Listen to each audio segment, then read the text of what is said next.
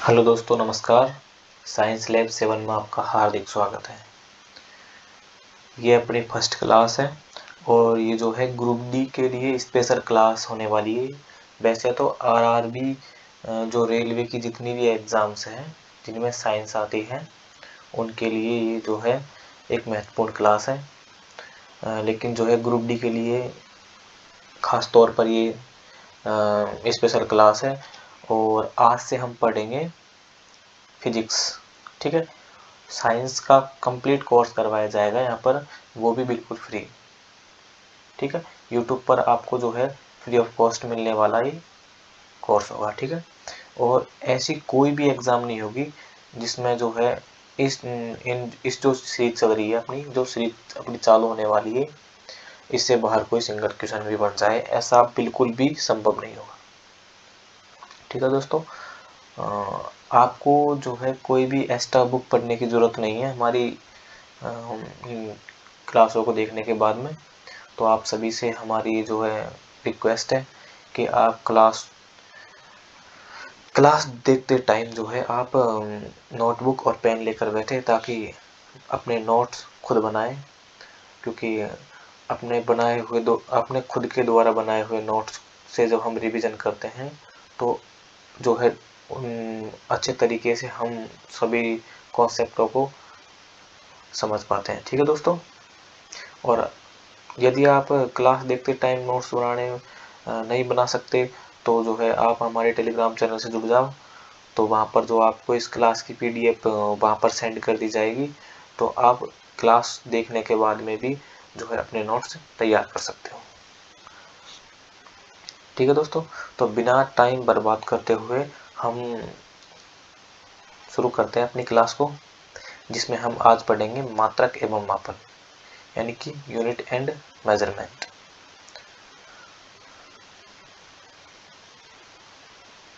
ठीक है दोस्तों, तो इसमें है पहला टॉपिक, इसमें पहला है भौतिक राशियाँ। हम पढ़ेंगे भौतिक राशियों के बारे में, यानी कि फिजिकल क्वांटिटीज, जिन्हें प्रत्यक्ष या अप्रत्यक्ष रूप से मापा जा सकता है। मतलब या तो प्रत्यक्ष रूप से या फिर अप्रत्यक्ष रूप, किसी भी तरीके से मापा जाता है, उन्हें जो है भौतिक राशियाँ कहते हैं। तो इसके एग्जाम्पल है जैसे कि द्रव्यमान, ठीक है, लंबाई, समय और बल, ये जो है ये भौतिक राशियाँ हैं। अब हम पढ़ेंगे भौतिक राशियों का वर्गीकरण, कि भाई भौतिक राशियों का वर्गीकरण कितने प्रकार से हुआ है। तो भौतिक राशियों के वर्गीकरण के बारे में पढ़ेंगे हम। तो भौतिक राशियों का वर्गीकरण 2 टाइप से होता है। तो पहला है दिशा एवं परिमाण के आधार पर, और दूसरा है मापन या फिर मात्रक के आधार पर। तो दिशा एवं परिमाण के आधार पर भी जो है हम दिशा एवं परिमाण के जो आधार है, दिशा एवं परिमाण के आधार पर भी हम 2 भागों में बांटते हैं, एक तो सदिश राशियाँ और दूसरी है अदिश राशियाँ। ठीक है दोस्तों, और मापन या मात्रक के आधार पर जो भौतिक राशियों का वर्गीकरण है उसको भी हम 2 भागों में बांटते हैं, मूल राशियाँ और व्युत्पन्न राशियाँ। ठीक है दोस्तों, तो अब हम पढ़ेंगे सदिश राशियाँ क्या होती है, या फिर अदिश राशियाँ, मूल राशियाँ और व्युत्पन्न राशियाँ, इन चारों के बारे में पढ़ेंगे।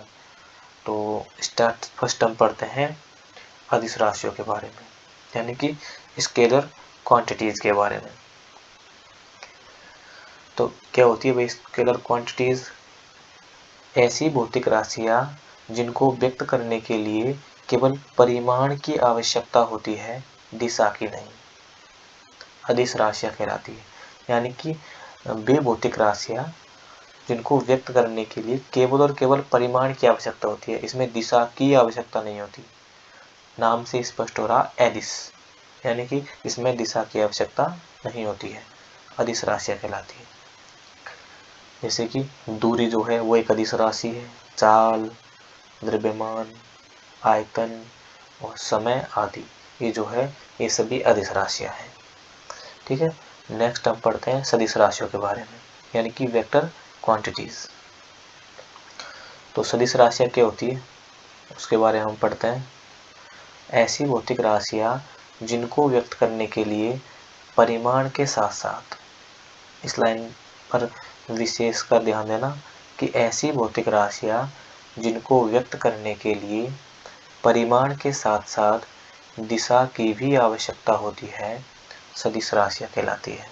यानी कि वे भौतिक राशियाँ जिनको व्यक्त करने के लिए परिमाण और दिशा दोनों की आवश्यकता होती है, उन राशियों को सदिश राशियाँ कहते हैं। ठीक है, एग्जाम्पल जैसे कि बल जो है वो एक सदिश राशि है, विस्थापन, वेग, संवेग, कोणीय वेग, चुंबकीय तीव्रता आदि, ये सभी जो है सदिश राशियाँ हैं। नेक्स्ट पढ़ते हैं मूल राशियों के बारे में, यानी कि फंडामेंटल क्वांटिटीज। तो फंडामेंटल क्वांटिटीज क्या है? वे भौतिक राशियाँ जो अन्य भौतिक राशियों पर निर्भर नहीं करती है, मूल भौतिक राशियाँ कहलाती है। यानी कि जो भौतिक राशियाँ अन्य किसी भी भौतिक राशि पर निर्भर नहीं करती, उन्हें हम मूल भौतिक राशि कहते हैं। ठीक है, मूल भौतिक राशि कहते हैं।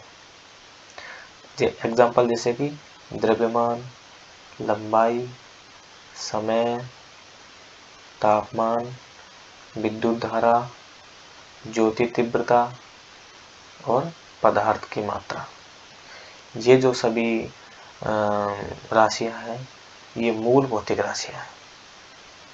ठीक है दोस्तों, नेक्स्ट हम चलते हैं व्युत्पन्न राशियां। अब हम पढ़ेंगे व्युत्पन्न राशियों के बारे में कि व्युत्पन्न राशियां क्या होती है। डेरिवाइड क्वांटिटीज, वे भौतिक राशियां जो मूल राशियों पर निर्भर करती है व्युत्पन्न राशियां कहलाती है। ठीक है, वे भौतिक राशियां जो मूल राशियों पर निर्भर करती है, और मूल राशि जो किसी भी भौतिक राशि पर निर्भर नहीं करती। ठीक है दोस्तों, तो व्युत्पन्न राशियां नाम से स्पष्ट है, व्युत्पन्न हुई है, यानी किससे व्युत्पन्न है? मूल राशियों से। तो मूल राशियों पर जो भौतिक राशियां निर्भर करती है उन्हें हम व्युत्पन्न राशियां कहते हैं। एग्जाम्पल जैसे कि बल यानी कि F बराबर ma, F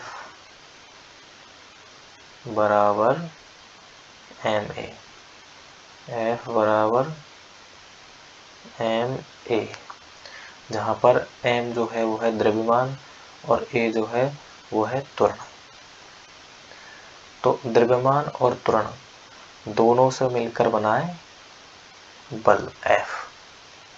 तो जो बल है वो द्रव्यमान और त्वरण पर निर्भर करता है, इसलिए हम बल को व्युत्पन्न राशि कहेंगे।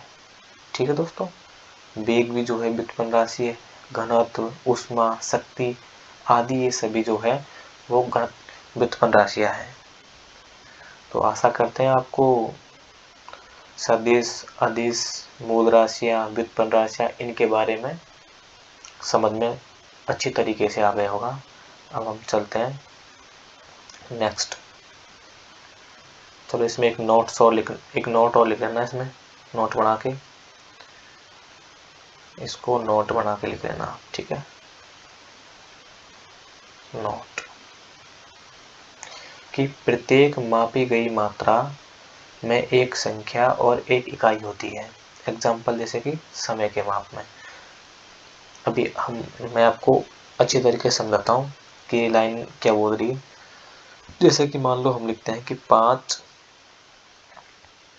5 सेकंड। ठीक है, तो ये जो 5 है ये तो होगी एक संख्या, और ये जो s है ये होगी एक इकाई, जो सेकंड है वो तो होगी इकाई। तो इससे नोट में यही कहा गया है कि भाई जो हम प्रत्येक मापी गई जो मात्रा है उसमें एक तो संख्या होती है और एक होती है इकाई। तो ये तो हो गई संख्या और ये हो गई इकाई। ठीक है दोस्तों, अब चलते हैं नेक्स्ट। नेक्स्ट क्या है कि विभिन्न प्रकार की इकाई प्रणाली, यानी कि different type of system of unit. तो समय समय पर जो है अलग अलग प्रकार की इकाई प्रणालियाँ आई है, उनके बारे में देखते हैं। तो फर्स्ट है इकाइयों की ब्रिटिश प्रणाली। इकाइयों की ब्रिटिश प्रणाली। तो इकाइयों की ब्रिटिश प्रणाली क्या है, इसके बारे में देखते हैं। तो इसको हम FPS भी कहते हैं। क्या? FPS भी कहते हैं। F का मतलब होता है फुट और P का मतलब होता है पाउंड और S का मतलब होता है सेकंड। तो इसको हम कहते हैं फुट पाउंड सेकंड सिस्टम। ठीक है। लंबाई का जो मात्रक है वो होता है फुट, और इसमें जो द्रव्यमान का मात्रक है वो होता है पाउंड, और समय का मात्रक जो है वो होता है सेकंड। ठीक है दोस्तों। तो अब नेक्स्ट कौन सी प्रणाली उसके बारे में देखते हैं। तो नेक्स्ट है इकाइयों की गाउसी प्रणाली, गाउसियन सिस्टम ऑफ यूनिट्स। इसके बारे में देखते हैं। तो इसे हम CGS प्रणाली भी कहते हैं। क्या कहते हैं? CGS प्रणाली। C का मतलब होता है यहाँ पर सेंटीमीटर, G का मतलब होता है यहाँ पर ग्राम, और जो है S का मतलब होता है यहाँ पर सेकंड। तो इसको हम सेंटीमीटर ग्राम सेकंड सिस्टम भी कहते हैं, यानी कि CGS प्रणाली भी हम इसको कहते हैं, जहाँ पर जो है लंबाई का मात्रक होता है सेंटीमीटर, और जो है द्रव्यमान का मात्रक होता है ग्राम, और समय का मात्रक होता है सेकंड। नेक्स्ट क्या है? MKS पद्धति, जिसमें इसको हम कहते हैं मीटर किलोग्राम सेकंड सिस्टम। ठीक है दोस्तों, इसके बारे में पढ़ते हैं अब कि यह प्रणाली केवल यांत्रिकी से संबंधित है। केवल और केवल यांत्रिकी से संबंधित है ये MKS प्रणाली। इसमें जो है लंबाई का मात्रक होता है मीटर, द्रव्यमान का मात्रक होता है किलोग्राम, और समय का जो मात्रक है वो होता है इसमें सेकंड। ठीक है दोस्तों। नेक्स्ट SI पद्धति, जिसको इंटरनेशनल सिस्टम भी कहते हैं हम। अब SI पद्धति क्यों आई और कब आई? ये SI पद्धति इसलिए आई क्योंकि इन सभी जो पद्धतियाँ थी पहले वाली, तो इनों में विरोधाभास हो गया था। तो SI जो पद्धति है वो अंतरराष्ट्रीय पद्धति होती है। ठीक है। तो इसके बारे में हम पढ़ते हैं कि 1971 से जो है ये पद्धति प्रारंभ हुई थी। कब से? 1971 से। अंतरराष्ट्रीय समझौते द्वारा 7 भौतिक मात्राओं की मौलिक भौतिक राशि के रूप में 2 को पूरक राशि के रूप में चुना गया। ठीक है।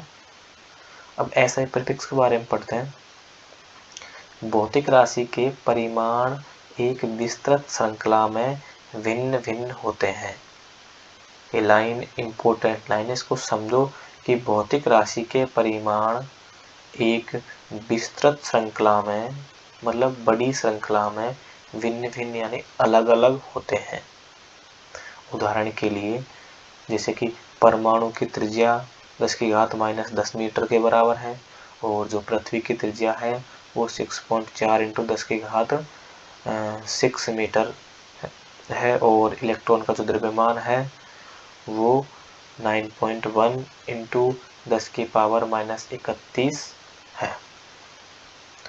तो इस प्रकार हम कह सकते हैं कि भौतिक राशि के जो परिमाण है, भौतिक राशि के जो परिमाण है वो विस्तृत श्रृंखला में भिन्न भिन्न होते हैं। ठीक है दोस्तों। नेक्स्ट अभी जो टेबल है इसमें दिया हुआ है कि जो 10 एक्सा, जैसे कि कुछ तो दिए हुए हैं प्रीफिक्स और वैल्यू और सिंबल। ठीक है दोस्तों। जैसे कि प्रीफिक्स में एक्सा, तो एक्सा की वैल्यू कितनी है? 10⁻18। सिंबल क्या है? E। ऐसे ही पेटा की वैल्यू क्या है? 10⁻15। सिंबल क्या है? P। ऐसे ही टेरा की वैल्यू क्या है? 10⁻12। सिंबल क्या है? T। गीगा, तो गीगा की वैल्यू क्या है? 10�9, एंड सिंबल क्या है? G। और नेक्स्ट है मेगा, तो मेगा की वैल्यू क्या है? 10�6, और सिंबल क्या है? M। ठीक उसी प्रकार किलो की जो है वैल्यू क्या है? 10⁻3, और सिंबल क्या है के। नेक्स्ट है हेको, तो हेको की वैल्यू क्या है 10 की पावर 2, सिंबल क्या है एच। नेक्स्ट है डेका, तो डेका की वैल्यू क्या है 10 की पावर 1 और जो सिंबल इसका है डी ए। ठीक उसी प्रकार जो इसमें भी इधर भी एटो है, तो एटो की वैल्यू कितनी है 10 की पावर -18 और सिंबल क्या है ए। ऐसे ही फेमटो, फेमटो की वैल्यू क्या है 10 की पावर -15 और सिंबल है एफ। तो ये ठीक उसी प्रकार ये पूरी सारणी है, इसको आप जो है याद कर लेना। एग्जाम में इसमें से भी क्वेश्चन पूछे जाते हैं। अब किस प्रकार पूछे जाते हैं वो नेक्स्ट अगली स्लाइड पर पढ़ेंगे अपन। जैसे कि इस एग्जाम्पल दिए हुए हैं कि tan ई, अब ये ई किसका सिंबल है, अभी अपन जस्ट पढ़ के आए हैं ई किसका सिंबल है। तो अभी अपन पढ़ के आए हैं कि ई जो है वो देखो ई सिंबल, ये जो ई सिंबल है वो एक्सा का सिंबल है। किसका सिंबल है, जिस एक्सा का सिंबल है और जिसकी वैल्यू कितनी होती है, इसकी वैल्यू होती है 10 की पावर जो है 18। ठीक है, तो ई जो है इसके स्थान पर तो 10 जो है तो 10 की जगह पर तो जाएगा 10 ही, पर ई जो है इसकी वैल्यू अपन अभी जस्ट पिछली साइड पर पढ़ के आए उस टेबल में 10 की पावर 18, तो 10 की पावर ये हो जाएगी ई की वैल्यू 10 की पावर 18, इसमें 8 लिख रखा है सॉरी, इसको कर लो 18, तो 10 की पावर 18 मीटर हो जाएगा ये। ठीक है दोस्तों, नेक्स्ट अभी 8 माइक्रोमीटर, तो माइक्रो की वैल्यू कितनी है अपने जस्ट पिछली स्लाइड में सारणी में जो है दिया हुआ है टेबल में कि माइक्रो की जो वैल्यू होती है वो होती है 10 की पावर -6। कितनी होती है 10 की पावर -6, इसलिए जो 8 है इसकी जगह पर तो सेम 8 आ जाएगा और जो माइक्रो है इसकी जगह पर आ जाएगा 10 की पावर -6। ठीक उसी प्रकार 3 मीटर जो है इसको बदलेंगे अपन सेंटीमीटर में, तो 1 मीटर बराबर 100 सेंटीमीटर, यानी कि 1 मीटर 1 मीटर बराबर 10 की पावर 2 सेंटीमीटर। 1 मीटर बराबर 10 की पावर 2 सेंटीमीटर ये होता है। तो इसको हम 3 से मल्टीप्लाई करेंगे तो 300 सेंटीमीटर हो जाएगा। ठीक है दोस्तों, ठीक उसी प्रकार 4 PN। अब तो पी जी किसका सिंबल है बताओ, जस्ट पिछली स्लाइड में पढ़ा अपन ने, तो पी जो है पेटा का सिंबल है, देखो पेटा सिंबल पी। ठीक है, तो पी जो है पेटा का सिंबल है जिसकी वैल्यू जो है वो होती है 15, 10 की घात 15, 10 की घात 15। ठीक उसी प्रकार 7 ml, तो 7 ml को अगर हम लीटर में बदलेंगे तो जो ये मिलीलीटर यानी कि मिली की जो वैल्यू है वो होती है 10 की पावर -3। तो आशा करते हैं कि आपको ये समझ में आ गया होगा कि भाई इनको जो है बदलते कैसे हैं। ठीक है दोस्तों, अब आगे पढ़ेंगे अपन कुछ महत्वपूर्ण प्रायोगिक इकाइयाँ। कुछ महत्वपूर्ण प्रायोगिक इकाइयाँ इसमें है खगोलीय इकाई। फर्स्ट है खगोलीय इकाई जिसको हम इंग्लिश में बोलते हैं एस्ट्रोनॉमिकल यूनिट। तो इसमें क्या है, ये जो खगोलीय इकाई है यह पृथ्वी के केंद्र से सूर्य के केंद्र की जो है औसत दूरी है। तो 1 एस्ट्रोनॉमिकल यूनिट बराबर यानी कि 1 AU बराबर 1.496 इंटू 10 की पावर 11 मीटर। ठीक है, या फिर इसको हम लगभग में इसे कह सकते हैं 1.5 इंटू 10 की पावर 11 मीटर। ठीक है दोस्तों, ये जो डाटा है इसको आप याद रखना, ये एग्जामों में पूछ ले जाते हैं। ठीक है दोस्तों, नेक्स्ट है प्रकाश वर्ष यानी कि लाइट ईयर। ये भी जो है दूरी को जो दूरी को ही मापने की इकाई है। ये भी इम्पोर्टेंट है, इनको जरूर याद करना। देखिए दोस्तों, जो इम्पोर्टेंट है वही आपको मैं पढ़ा रहा हूँ, जो एग्जामों में आते हैं। इसलिए आप ये मत सोचिएगा कि ये चीज़ को इनको हम स्किप कर देते हैं, तो स्किप करने लायक कुछ भी है नहीं इसमें। अब तो प्रकाश वर्ष के बारे में देखते हैं। तो प्रकाश वर्ष में यह प्रकाश द्वारा निर्वात में एक वर्ष में तय की गई दूरी, मतलब क्या है, तो ये प्रकाश द्वारा निर्वात क्या होता है, जिसमें वायु वगैरह कुछ नहीं होती। ठीक है, तो यह प्रकाश द्वारा निर्वात में एक वर्ष में तय की गई दूरी है प्रकाश वर्ष।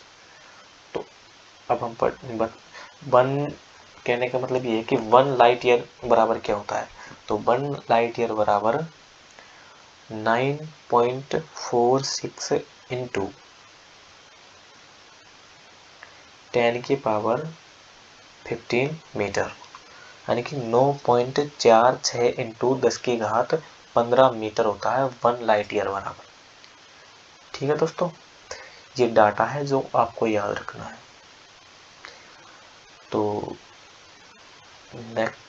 नेक्स्ट जो है हम कल पढ़ेंगे। आज के लिए हम इतना ही रखते हैं। ठीक है दोस्तों, इसके आगे जो है हम कल पढ़ेंगे। और सभी दोस्तों को वीडियो जो क्लास देखने के लिए धन्यवाद।